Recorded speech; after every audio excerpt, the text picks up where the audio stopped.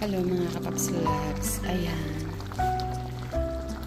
Nilulutuan ko si Fiona at si Freya ng mga vegetables para healthy yung pagkain nila. Bukod sa pedigree na dog food at sa vitamins, ayan, nilulutuan ko rin na veggies para talagang healthy. Wala yung sahog na. So, ano lang yan, meron dito. Ground beef, carrots, potatoes, broccoli, and potatoes. Ayan, malimutin ako. Para naman haba yung buhay nila. Kasi deserve nila yan. Ayan, nandun sila sa labas dahil maganda na ang panahon. Ayan, gusto na nilang lumabas palagi. Ayan, tingnan nyo, ang ganda na ng mga kahoy. Kasi mag-spring na dito. Yan, hanapin natin sila kung nasaan na yung mga kabibis na yan. Mga popsilots, ayan. Naghihintay yan sila kung sino ang dumaan.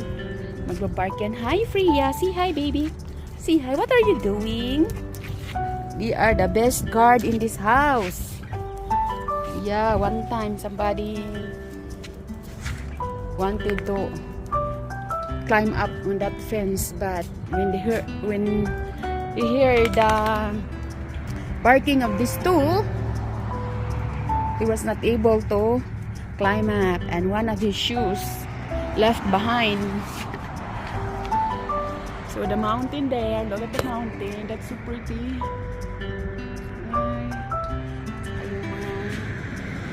Yung mga cherry blossom, ayan, ang ganda, nag-pink-pink na, nag-start na silang mag-bloom.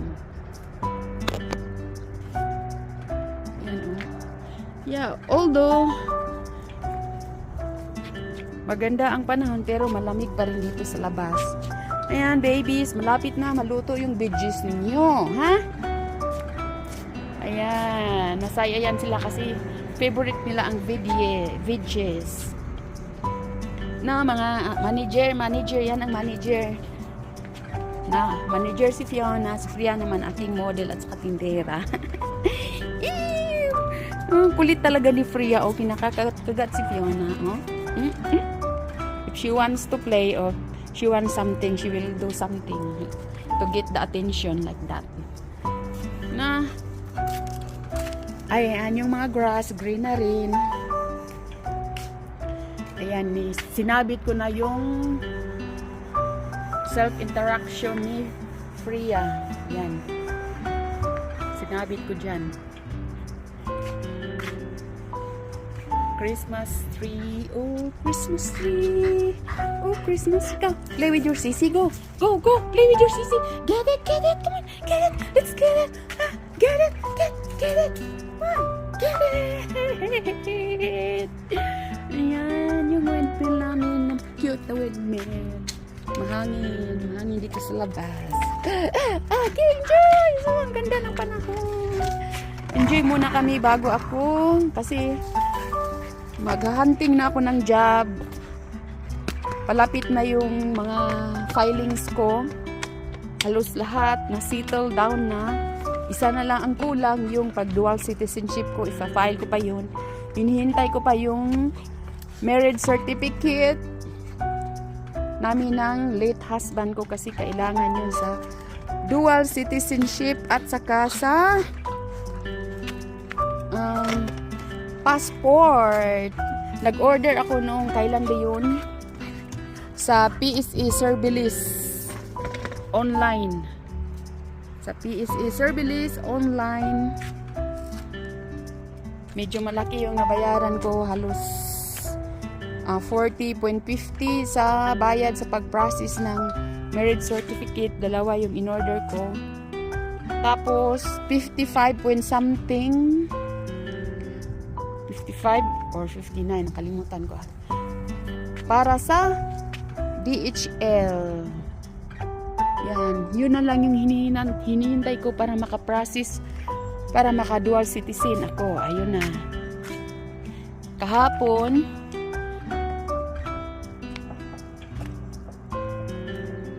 natapos ko na yung update sa aking SSS number kasi sabi ipa-update dahil US citizen na ako. Kaya in-update ko. Halos isang araw ako doon kasi medyo marami ding tao. Parang Pinas lang din. Maghihintay. Kaya yun na. See you next journey of life naman. Tapos, yung maliit naming sinusubukan na online selling of groceries para makatulong kami sa stray dogs at sa mga pangangailangan ng mga aso, ng mga babies na to. Wala pa akong work, so benta-benta muna kami ng groceries sa online. Kaso hindi kasya ay. Kaya siguro by tomorrow or by Monday mag-a-apply na ako. Gusto ko yung mabisi yung utak ko, busy yung trabaho. Yung palaging naglalakad-lakad. Ayan.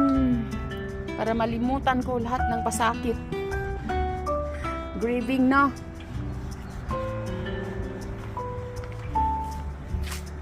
Hindi yan malimutan. Kailanman, hindi yan malimutan. Nandyan yan palagi. Kaso, ang ano yun dyan, kung paano mo harapin at saka ano to? Vegetables ba to? Oh, kinchay. Oh, kinchay. Yan. Ito, hindi ito garden ko kaya wala akong alam dito. Garden to ng cousin ko. Yan, may mga vegetables dito sa garden niya. Ako doon sa Missouri, nung nagtrabaho na ko, wala na akong vegetables. Puro bulak. Flowers na lang, bulaklak. Kaya nga, namimiss ko yung roses ko doon sa Missouri.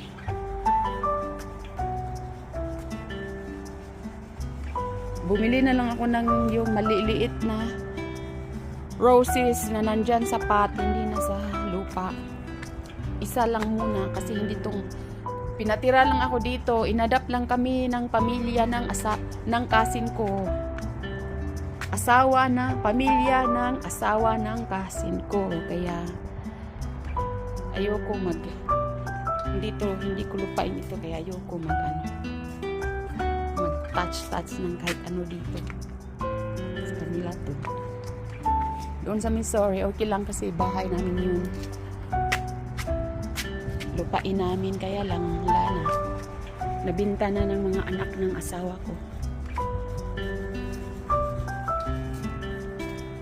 Kaya dito na lang kami. Tiis-tiis lang muna. Pagdating ng panahon, pag nasa Pilipinas ako, patayo din ako ng bahay someday somehow. At saka, pag makaipon, makatayo ng bahay at saka magtatanim ako ng maraming roses. Ayan. Simple lang ang pangarap, no? Tapos, sanctuary ng mga dugis-dugis. Na? Okay. Now I'm going inside. Huh? You just stay here, the two of you. Just play. I will take a look on your foodie there. If it's already cooked. Ayan, yung mga therapy ko. Lalo na yung isa yun. Yan na yan. Pag ako nalulungkot, hinihingan ko yan si Freya ng big hug. Ayan. Yan yung pinaka-therapy ko. Kasi si Fiona, palaging nasa angkol niya. Mahilig to sa, dahil close yan sa daddy niya noon, palaging nasa daddy niya. Ngayon, close din siya ng uncle do niya, asawa ng cousin ko. Ito naman, yung palaging nasa tabi ko. Ito yung backup ko. Ito yung therapy ko, lahat. Diyan na yan sa kanya. Kaya they deserve everything. Nung namatay yung asawa ko, walang pamilya na nandyan sa akin. Mag-isa lang ako, pero nandyan sila, dalawa. Lalo na yan si Freya, kasi si Fiona nalungkot din, na-depress. Nagmumok-mok. Kaya si Freya na lang yung pinaka-strength naming dalawa. Pag ako ay umiiyak, nag-i-embrace yan, nag-kiss. Tapos, parang pinapahiran yung luha ko pag ako ay umiiyak. Kaya, they deserve everything. Habang buhay sila. Na, I love you. I love you. You want to go inside na? You miss grandma? Love din niya si grandma niya. Si grandma, nandyan sa computer. Ayan si grandma. Ayan si grandma. Ayan, tingnan ko yung... Grandma said, come here. Shh, Fiona. Ayan. Ayan, they love grandma. They smell the foodies. Yan, luto na yan. Siguro. Tingnan natin. Luto na to, ha? Oh, medyo ano na. Luto na yan. Yan, ipapak ko na yan mamaya. This week, beef yung binili ko para sa kanila kasi last week, chicken. Na-alternate ko na lang para maiba. Ayan. Tapos na. Thank you for watching and always supporting us. Love, Popsy Lads. Babush! Bye-bye. See bye-bye and thank you. See bye-bye and thank you. My babies. My babies here in the US. And I have 4. They're in the Philippines and I miss them too. My sis-in-law and my brother and my nephew. Taking good care of them. So they are in the good hands and just sustaining them for their needs like food, vitamins, treats, vitamins, no? Say hi now. Say hi. Ayan, si Pretty Fiona. What do you want? What do you want? Huh? You want 40? You want a free taste with your veggies? Free taste? Na, she smile na, oh. Free taste. You want to play with that? Donut, your favorite donut in the world. Yeah, that's her favorite donut. Your donut. Donut nut. Donut nut. Ayan, yan. Smiling, oh. Smiling ang baby niyan, oh. Apakaganda naman yan. Apakaganda naman, oh. Ang ganda-ganda ng baby mo.